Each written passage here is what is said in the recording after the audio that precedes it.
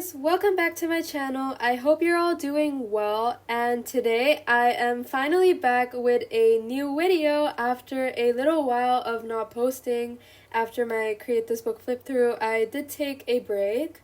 But now I'm finally back, and since it's summer, you guys can expect a couple more videos from me in the near future. Today, I decided to get out of my comfort zone and draw something that I've really never truly properly drawn before, and that is cityscapes and basically just streets and buildings. So yeah, this sketchbook spread was really just about trying new things and experimenting with new techniques. And because I don't draw these sorts of things so often, it obviously does not look the most professional or fancy and proper, but really I was just practicing, and I hope to get better at this skill because I find the concept of being able to draw such views of streets and buildings, it's pretty helpful, honestly, especially if you want to, I don't know, do a still life or have a building site right in front of you, then it would be actually super helpful. I also think it's super important to get out of your comfort zone once in a while, and this is definitely something that is out of my comfort zone.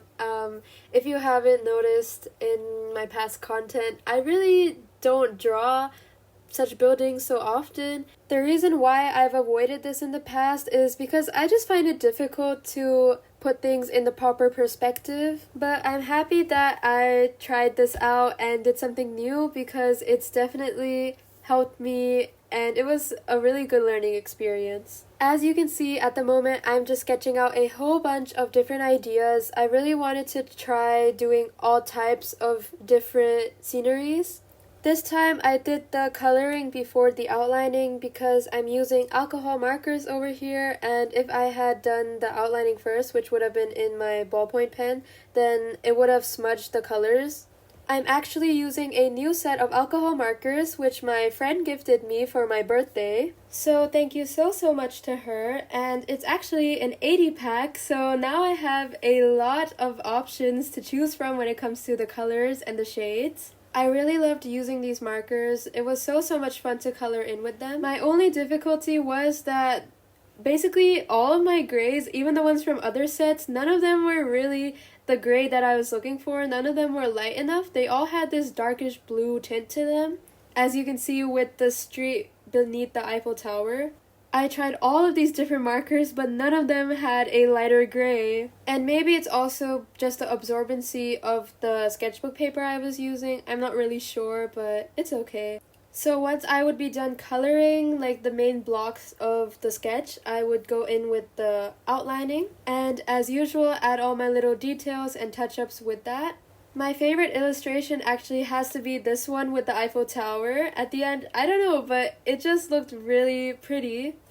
I'm not sure if you already noticed this, but a lot of the drawings have a Paris theme to them. Like the streets and the balconies, there's a cafe. Well, two cafes actually, and then on the bottom right corner, there is this building. At the bottom, you're gonna see later I will write pâtisserie, so bakery.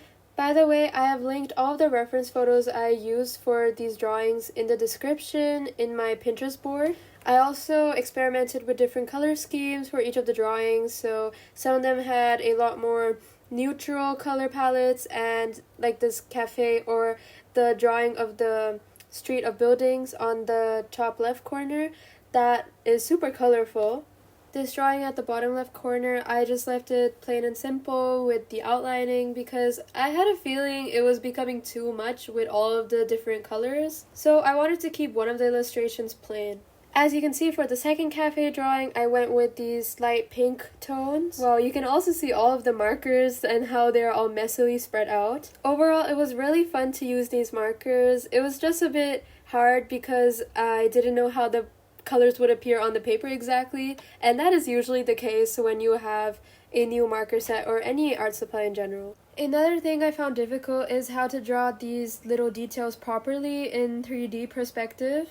For example, with the balconies, you know that part beneath that attaches it to the rest of the building?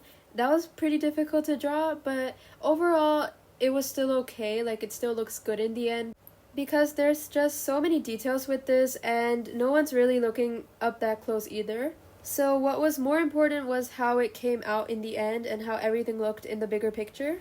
I'll continue exploring perspectives though, and also learn the proper techniques of how to do perspectives. You know, there's a 1-point perspective, 2-point perspective. I didn't use that in here. I really just did it spontaneously with my instinct. As you can see, I also put in lemons to add a pop of color.